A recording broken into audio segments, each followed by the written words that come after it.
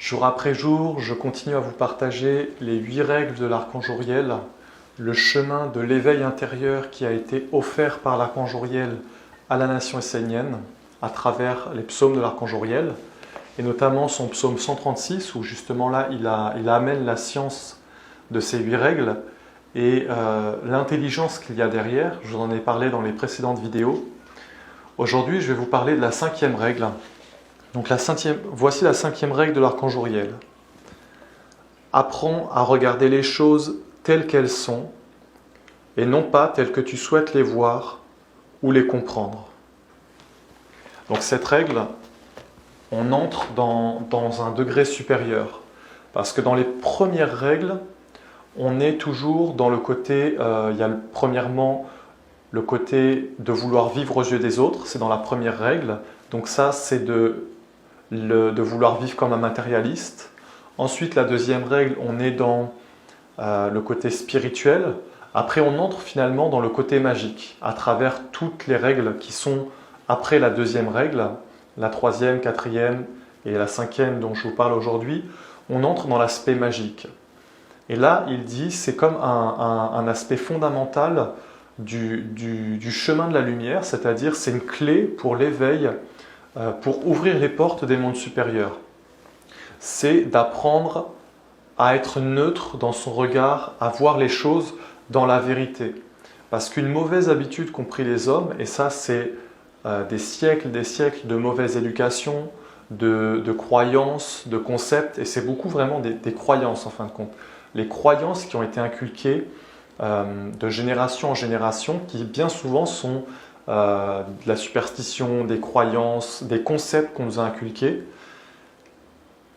Mais bien souvent, ces croyances, en fait, elles forment une barrière pour vivre avec notre âme.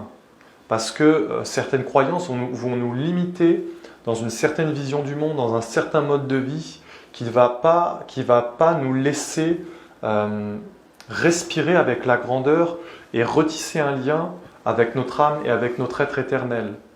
Et la clé que donne l'archange Uriel, là, elle est vraiment très importante. Il nous dit, apprends à être neutre, apprends à ne rien mettre dans ton regard, ne mets pas de concepts, ne mets pas de croyances, ne mets pas ce que toi tu veux voir dans ce que tu regardes.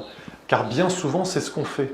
On a pris cette habitude-là, nous les humains, de mettre dans les objets qu'on regarde, dans les situations, dans nos relations, dans tout ce qu'on vit en fait, de mettre notre vision à nous, c'est-à-dire celle de la nature mortelle, celle du moi éphémère qui ramène tout à lui.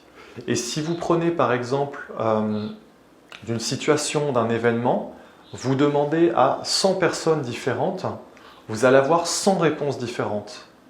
Pourquoi ? Parce que chaque personne va regarder avec ses yeux à lui et avec sa vision. Mais la vision n'est pas neutre, c'est sa vision à lui. Parce qu'on se concentre sur quelque chose de subtil, de spirituel. Et qu'aujourd'hui, on n'a pas été éduqué à être neutre. Alors que demander à 100 personnes différentes de vous dire la couleur du ciel, ils vont tous vous répondre la même chose. Pourquoi ? Parce qu'on est tous d'accord sur les choses physiques, parce qu'on a les sens, parce qu'on a tous les mêmes perceptions et on est tous d'accord en fin de compte sur cela. Par contre, dès qu'on entre dans le domaine du spirituel, de l'invisible, du subtil, personne n'est d'accord tout simplement parce que personne n'est neutre et que quelque part, dans le monde du spirituel, on peut être facilement illusionné par une pensée, par un concept, par une croyance et ne plus voir les choses telles qu'elles sont. Donc là, ce que l'archange Uriel dit, c'est toute une discipline de vie. Il ne s'agit pas d'une règle comme ça qu'on peut appliquer à l'instant. Parce que si vous cherchez à regarder les choses dans la neutralité, sans y mettre votre propre vision à vous, vous allez voir que c'est très difficile. Parce que vous allez être confronté à toutes vos mémoires, à tout ce qu'on vous a appris, à tout ce qu'on vous a inculqué. Si on vous a appris, par exemple, à regarder le monde d'une certaine façon, il va être très difficile d'enlever cette vision. C'est pour ça que l'archange Uriel enseigne tout ce chemin progressif qui permet progressivement, en fin de compte, d'arracher des mauvaises semences, d'arracher un art de vivre qui n'est pas bon pour la lumière. Et dans ces 8 règles d'Auriel, et notamment dans cette 5e règle, c'est une discipline. C'est-à-dire que comment on peut devenir neutre, comment on peut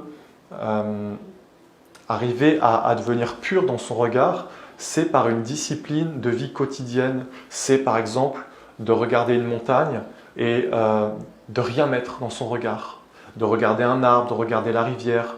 C'est comme une discipline de méditation, c'est-à-dire d'apprendre à calmer son corps et sa vie mortelle pendant un temps pour apprendre à être neutre pendant un certain temps, pour pouvoir libérer ses sens et capter autre chose, quelque chose qui n'est pas du monde que les hommes ont créé, mais quelque chose qui vient de la nature et qui, de la nature, en fait, vient d'un monde encore plus grand, encore plus vaste, qui est un monde invisible, sacré et pur.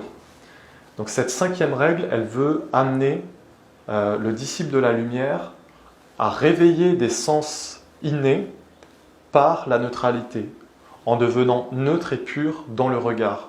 Parce que, comme Jésus l'avait dit, le regard est la porte des mondes supérieurs. Si ton œil est dans la lumière, alors tout ton être va être dans la lumière. Ça, c'était la parole de Jésus.